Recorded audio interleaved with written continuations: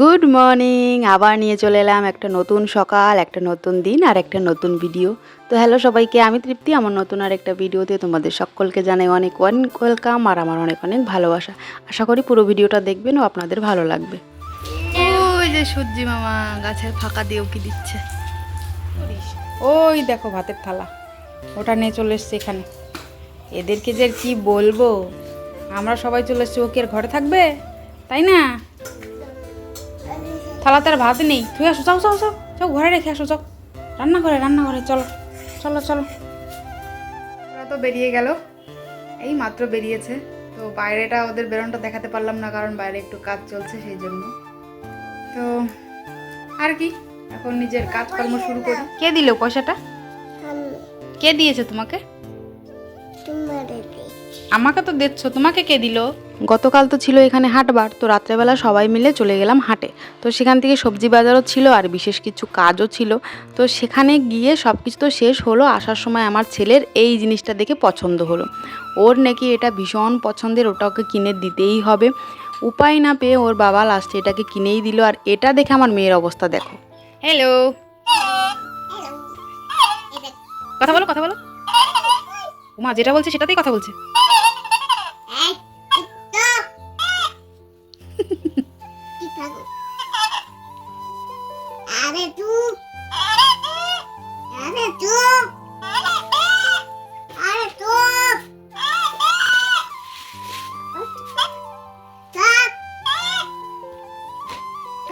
আরো কিছু বলো। তোমার কি মাথা খারাপ? কথা বললে শোনো না? দাও, ধরো, তুমি এটাকে ধরো, ধরো। একটু ভয় ভয়ও পায়।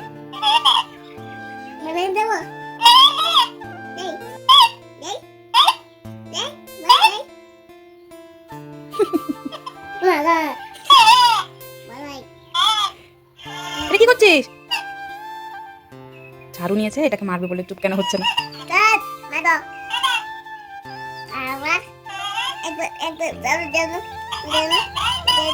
না, ঝাড়ু দিয়ে মারতে হবে না, রেখে দাও, এগুলো বাজে বাবা। এখন আমরা যাচ্ছি দুধ আনতে, আর এত গরম দিয়েছে না, বলার ভাষা নেই। এখনই এত গরম, দিন গেলে আরও কি গরম আসবে সেটা ভেবেই আমি অস্থির হয়ে যাচ্ছি। ওরা চলে যাওয়ার পরে ঘরের কাজকর্ম করলাম, জল পানি আনলাম, ওই জন্য দেরিটা একটু বেশি হয়ে গেল। তো চলো যাই দুধ নিয়ে আসি। স্নান করে ছাদে এসেছিলাম জামাকাপড়গুলো মেলতে। এই এতগুলো জামাকাপড়, আরও আছে এদিকে, এই এতগুলো জামাকাপড় ধুয়ে মেলে দিলাম। আর এই যে গামলাটা দেখতে পাচ্ছ, এই গামলার এক গামলা জামাকাপড়, সঙ্গে এই মেয়ে, এই দুটোকে মানে দু কোলে নিয়ে উঠেছি এই দোতলা সিঁড়ি। মনে হচ্ছে শ্বাস আমার বন্ধ হয়ে যাবে, দম এমন লাগছে। বাপরে, এখানে প্রচুর রোদ। চলো যাই নিচে, দাঁড়িয়ে থাকা যাচ্ছে না, একটু ছাওয়াও নি। মা চলো, ঘুম থেকে উঠেছে গো মেয়েটা। পালোয়ানের মতো নেমে যাচ্ছি, এক কোলে মেয়ে, এক কোলে গামলা। কি কি করিস, কি করিস? দেখো কাণ্ড, সিরামের বোতলটা নিয়ে সিরাম লাগাচ্ছে। আচ্ছা আচ্ছা আচ্ছা, দেখো সিরামটা কিন্তু এখন লাগাচ্ছে, ড্যাব ড্যাব করে মুখে লাগাচ্ছে।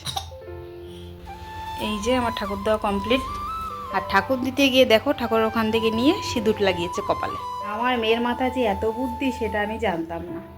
আমি সিরাম লাগালে কিভাবে লাগাতে হয় আমি ভালো করে জানি না এখনো। ও সুন্দর মুখে ড্যাব ড্যাব করে সিরাম লাগাচ্ছে। মানে ভাবা যায়, আমাকে দেখে দেখে আমার মেয়ে শিখছে লিপস্টিক লাগানো, সিরাম লাগানো, ক্রিম লাগানো। হে ভগবান, কি হবে। এই যে কালকে রাত্রেই কেটে রেখেছিলাম কচু, কালকে হাটবার গেছে না, বাজার থেকে নিয়ে এসেছিল।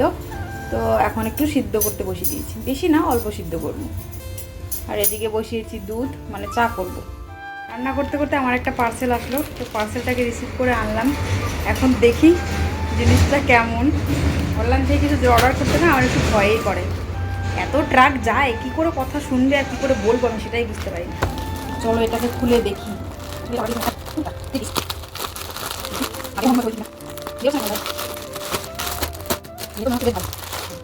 এই হচ্ছে ওড়নাটা, সত্যি ভালো ওনাটা, পিওর কটন একদম। ওনাটা তো আমার বেশ পছন্দ হয়েছে। প্যান্ট, হোয়াইট প্যান্ট, খুব ভালো কাপড় গো। এবার হচ্ছে কুর্তাটা, এই হচ্ছে কুর্তাটা, দেখা যাচ্ছে। গরমের দিনে পরে বেশ আরাম লাগবে, একদম সফট কাপড়। এই দেখো মুঠি পাকিয়ে নিচ্ছি, এতটুকু হয়ে যাচ্ছে, খুব ভালো কাপড়।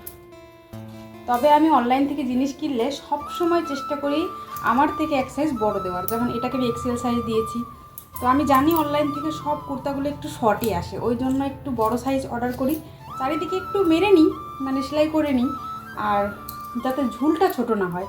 আমার আরও দুটো কুর্তা বড় সাইজ অর্ডার করেছি, তবু আমার মনে হয়েছে আমার একটু ঝুলটা কম হয়ে গেছে, আর একটু হলে ভালো হতো।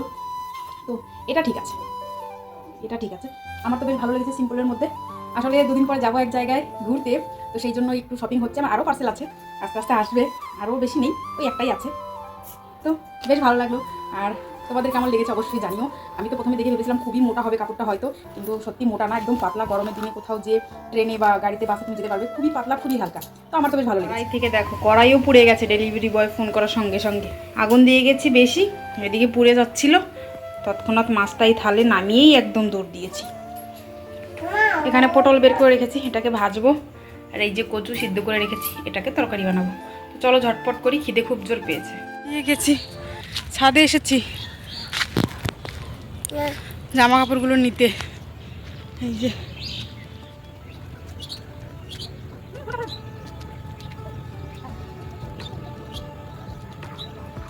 একা একা আবার নামার চেষ্টা করছে। বাবা ওদিকে না, ওদিকে না। এই ওই সিঁড়ির উপরে কিছু নেই, তুই কোথায় যাচ্ছিস? বাপরে, একটু ভয় নেই মেয়েটার, দেখো কিভাবে উঠে যাচ্ছে। এইসব বাদরটা এসে ওখানে লাফাচ্ছে। কোথায় যাচ্ছ? আরে তুমি এসো, ঘরে চলো। যাচ্ছ কোথায়? উপরে কিছুই নেই। কষ্ট হয়েছে? মুখ চোখ দেখেই বোঝা যাচ্ছে। এসো ঘরে এসো। এখন রাত্রিবেলায় ওর বাবা বসেছে সর্ষে কুটতে।